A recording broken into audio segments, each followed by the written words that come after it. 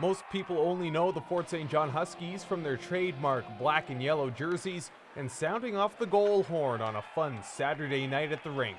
But on Sunday, they hung up the skates and took to the streets for their 17th annual Fill the Bus food drive.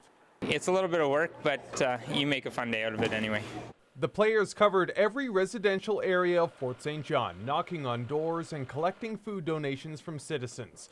After filling their bags, they headed back to North Peace Arena to sort out the food.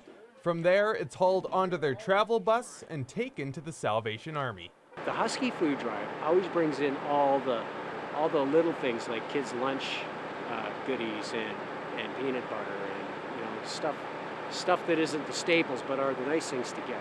But despite nearly 2 decades of door knocking, the biggest rise in popularity has occurred in the last 4 or 5 years. In fact, last year set the bar. 24,000 pounds of food donations came in, a new record for the team. When you think of it, 24,000 pounds last year, 12 tons.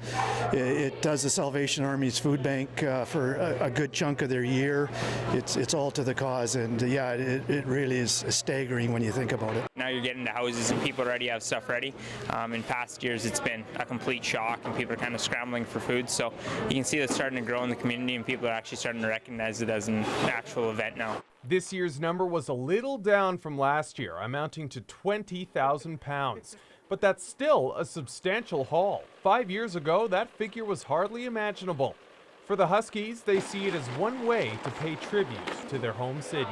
It's something that helps us build with the community as well as give back. So, I mean, we don't pay for much to play for this team. We get taken care of pretty well, so it's the least we can do. Giving back to the community is a big part of that as well. So this is a huge factor in terms of people and the community supporting the Huskies, but it's a huge give back on the Huskies' part for sure. Now all the Huskies have to focus on is finishing off the hockey season with a few more victories.